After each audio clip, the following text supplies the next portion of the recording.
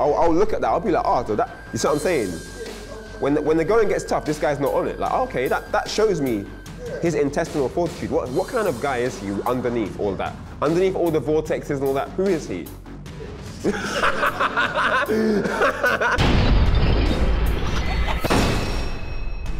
played him about 3 times before last year and this year, and I've never beaten him in a tournament. I only managed to reset the bracket, but I remember I didn't beat him before. And he's definitely one of the favorites today to win to 25K. But I will stop him. Infiltration, he plays Akuma as his main, and I play Ryu as my main. And I've played him countless times. I'm sure everybody knows. And the matchup usually goes something like 6-4 in Akuma's favor, or 5-5. It really depends on who's feeling better that day. And in my honest opinion, I think the matchup is 5.5 to Akuma's advantage. But if I manage to keep my nerves down, my emotions out of my system, I'm able to do okay. So if I have to fight him, that would be what I would be focusing on, controlling my emotions. Him as a player, I feel like he's an awesome player. It's just a shame that he plays Akuma, because since he plays Akuma, like, Cammy destroys Akuma. So he would have to, like, this is how I would win, which I like my odds. He would have to play 3 times better than I'm playing. So since he has to play 3 times better than I'm playing, I can make mistakes and still win. He can't make any mistakes, and he has to play perfect. And then if he makes a mistake, which he's human, and that's why I'm glad he's a human, he's gonna make a mistake, and then that'll be his downfall. Infiltration has a very particular style because to me, he's an observer. Like, if he doesn't know you, he'll have a little more difficult time to adapt compared to the other top players, you know?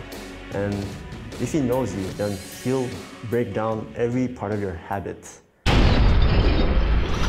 So who I would respin on is a hard question because I usually have a lot of pride. I don't want to feel like I'm dodging someone, or maybe for a strategy purpose. No, I don't think so.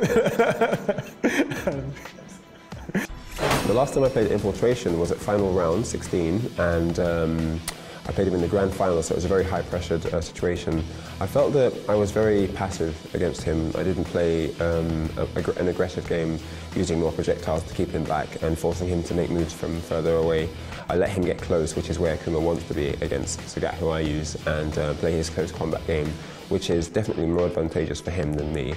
And I felt that because of that, it really went in his favour. It didn't really work out for me at all. So obviously I know he's a threat, he's a very, very strong player. But if I have to play him again, I'll definitely choose to be more aggressive right off the bat and not let him control the space so much, because you know, everyone that plays Street Fighter knows that the space is very, very important. You know, how much real estate you're going to give up based on what you do or don't choose to use in your options or in your arsenal of techniques. So I think that the next time we play, I'll just be a lot more aggressive and not be afraid to just strut my stuff, really. Right away, Infiltration. If it was anybody I had to choose to play right away, it would be Infiltration. Just because of the fact that everybody's like, oh, I feel like Infiltration's gonna beat everybody. And I keep telling them, maybe they didn't see me walking around here or something. Like I wouldn't beat them again or something. So when Cien, sponsored by Razer, is not playing Street Fighter, what does Cien like to do for fun?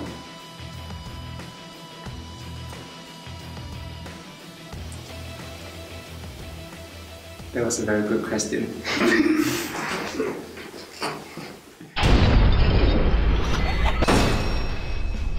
I've played Sanford Kelly a couple times. Probably never in tournament, but we played many games outside of tournament whenever we are at the same event. And the matches have always been close. It really comes down to that one fireball that you shouldn't have thrown, or that one move that you really should have done, thought of in advance, type of thing. So really look forward to fighting him. And I think it'll be a good fight if I do get to play him. Two things. since he isn't using the character that much, since he isn't using Sagat so much, and since the match is pretty bad for Sagat Cammy, I feel like if Sanford uses Sagat, it's going to be bad for him. Because one, he's dropping a lot of stuff. I watch his Sagat play a lot now. Since he's playing Oni so much, his Sagat is falling off. So I feel like he should just run this tournament with Oni and then see how he goes far. But I feel like if he picks Oni, and I don't have any like top level Oni experience, just against like maybe Chris Hugh.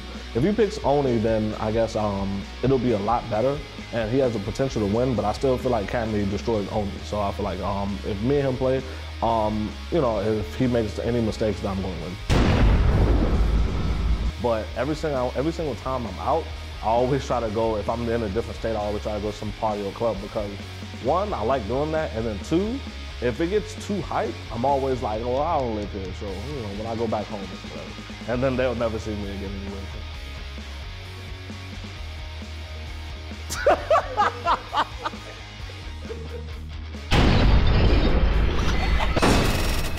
We've played in multiple tournaments, it was Sagat against Cammy. He won most of the sets. And I think he knows the matchup because of K-Brad, because they play all the time and stuff. If I play him now, I think he uses Oni now, so it'll be very different. I'm excited to play against him again. It's always good matches.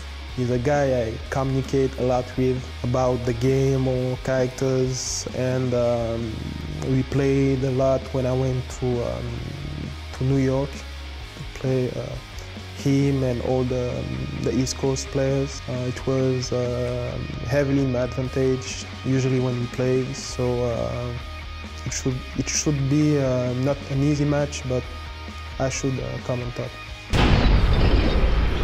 This is an off-the-record question. If you had to play Mike Ross in the first to 7, what would the score be? Not 7-0, because I will give him some respect. We're done.